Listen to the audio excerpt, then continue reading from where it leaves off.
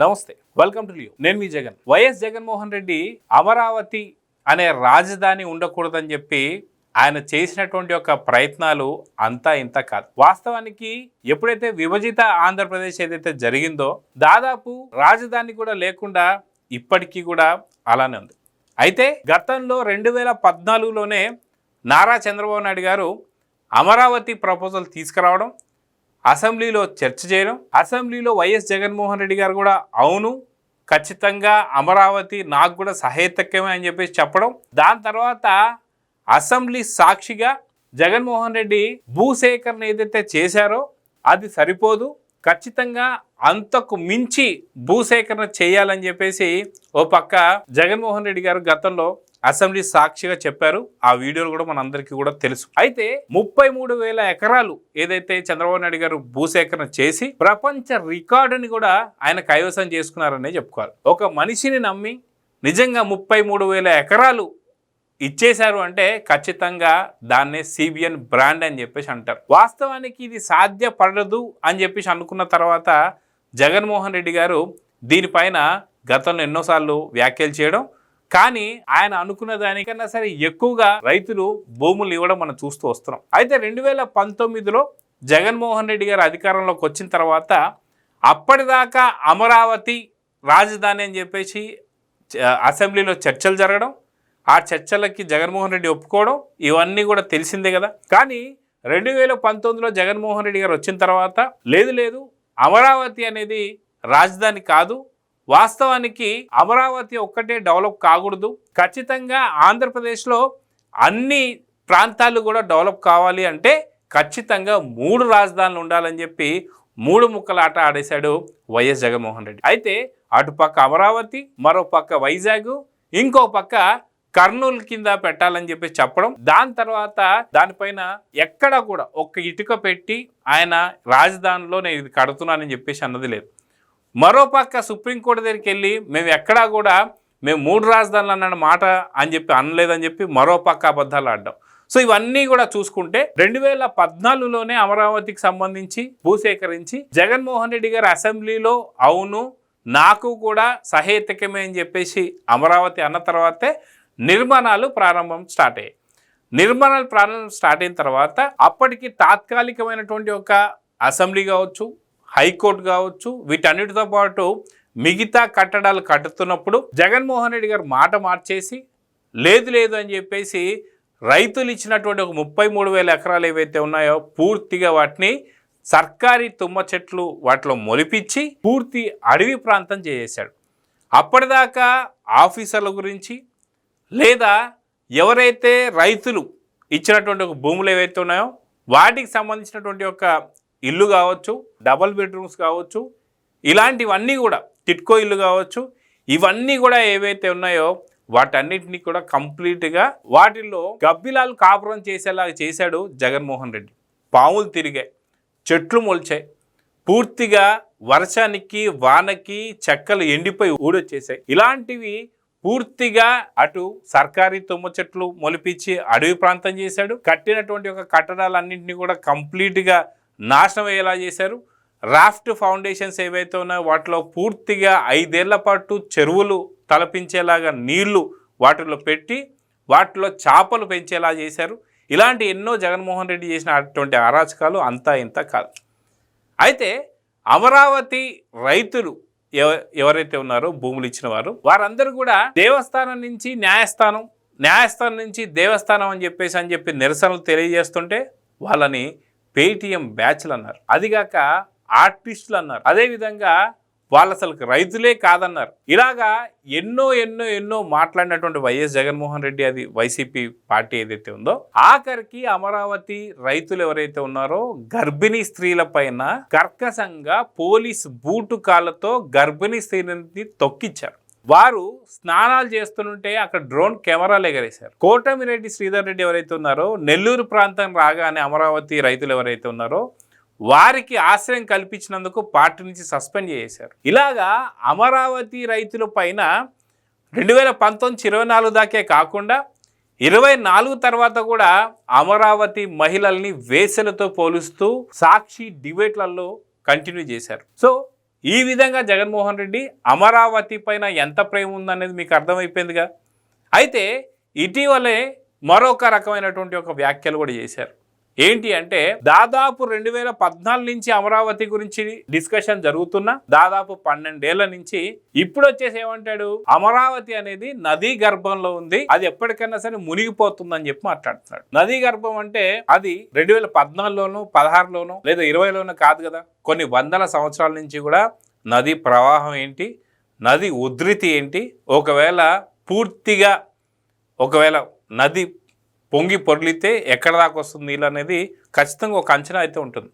దీనికి సంబంధించే గతంలో కొన్ని కమిషన్స్ వేయడం, ఆ కమిషన్స్ కూడా లేదు, అమరావతి ఎక్కడ కూడా మునగదు అని చెప్పి ఒక డిక్లరేషన్ ఇవ్వడం కూడా మనం చూసాం. ఇది న్యాయస్థానాల్లో కూడా బయటకు వచ్చింది. ఇప్పుడు వచ్చేసి నదీ గర్భం అని చెప్పి కొద్దిసేపు లేదు తాత్కాలికంగా బిల్డింగ్ కాదవి, అసలు నిజంగా అమరావతిలో కట్టడాలు ఏవైతే జరిగాయి ఇప్పటిదాకా అవి చాలు, మనకున్నటువంటి వాటితో మనం సరిపెట్టుకోవచ్చు అని చెప్పి ఒక పక్క సజ్జల రామకృష్ణారెడ్డి గారు గతంలో కొన్ని ఇంటర్వ్యూస్లో కూడా చెప్పడం జరిగింది.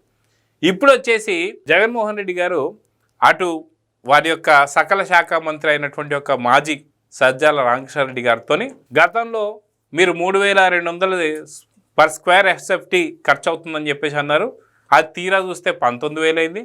ఇప్పుడు మీరు 19,000 ఖర్చు అవుతుంది అంటున్నారు, అది 50,000 దాకా ఖర్చు అవుతుందేమో అని చెప్పి మాట్లాడుతున్నారు. కానీ ఋషికొండ ప్యాలెస్ ఎందుకు కట్టారు? ఋషికొండ ప్యాలెస్ కట్టినప్పుడు దానికి పర్ స్క్వేర్ ఫీట్ ఏదైతే ఉందో ఎంత పడింది? దాదాపు 35,000 పడింది. అది ఒక గవర్నమెంట్ బిల్డింగా, లేదా గవర్నర్ గారి బిల్డింగా, లేదా ఇంకే దేనికైనా సరే పనికి వస్తుందా?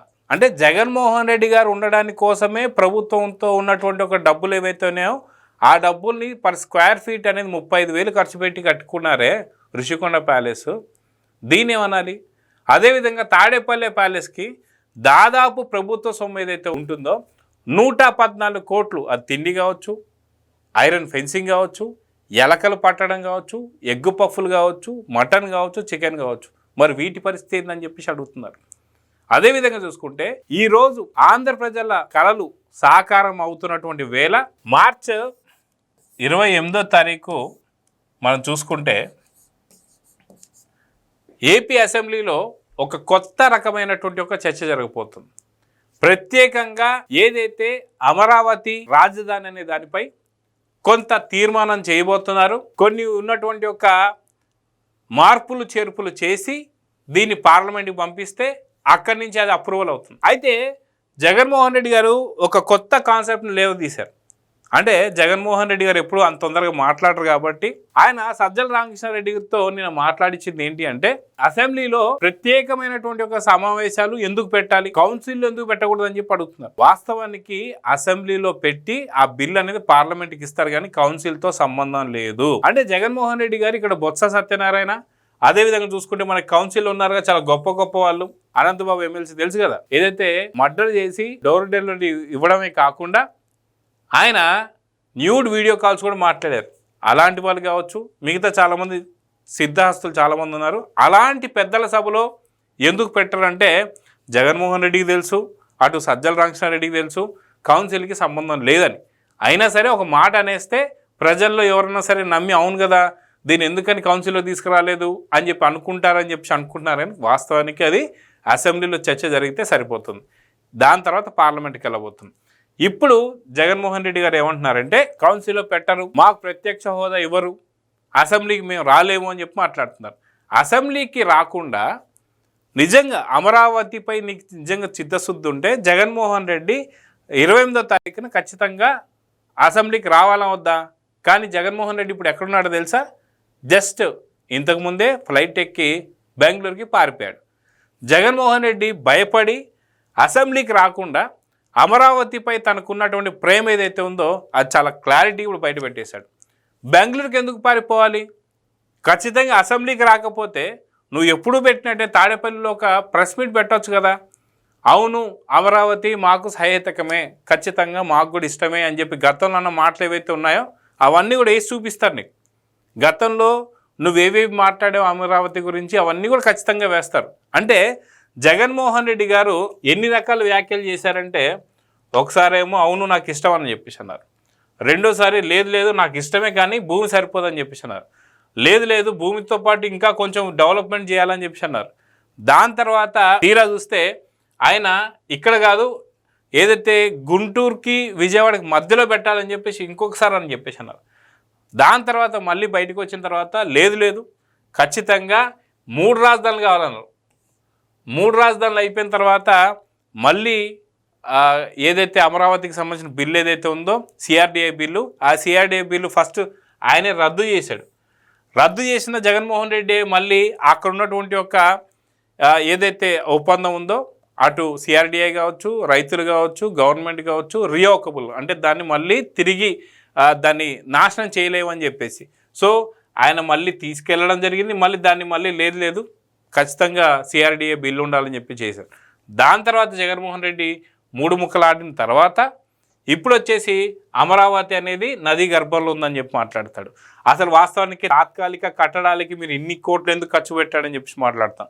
ఇప్పుడున్నటువంటి ఒక రాజధాని అమరావతిలో ఎందుకు ఇన్ని వేల కోట్లు ఖర్చు, ఇన్ని లక్షల కోట్ల ఖర్చు ఎందుకు అంటున్నాడు, దీన్ని ఎలాగా భరించాలని చెప్పి మాట్లాడతాడు. సో ఇవన్నీ జగన్మోహన్ రెడ్డి మాటలే. 1 2 3 4 5 6 7 8 9 10 11 మళ్ళీ 11 రకాల మాటలు మాట్లాడితే జగన్మోహన్ రెడ్డి వాస్తవానికి ఇంట్లో ఉన్న తల్లి చెల్లికే నువ్వు అర్థం కావట్లేదు అని చెప్పేసి ఏపీ ప్రజలు మాట్లాడుకుంటూ వస్తున్నారు.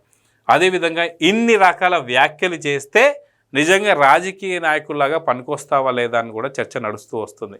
సో నిజంగా జగన్మోహన్ రెడ్డి గారికి ఆంధ్రప్రదేశ్కి సంబంధించి రాజధాని ఏదైతే ఉందో అమరావతిపై ఏ కొంచెం మక్కువ ఉన్నా సరే ఆయన నిజంగా ఖచ్చితంగా అసెంబ్లీకి వచ్చేవారు.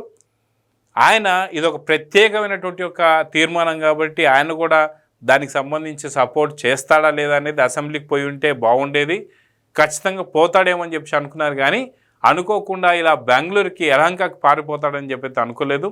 జగన్మోహన్ రెడ్డి మనస్తత్వం గురించి మీరేమనుకుంటున్నారనేది కామెంట్స్ రూపంలో తెలియజేయండి. నమస్తే. Please subscribe to Leo news for more videos.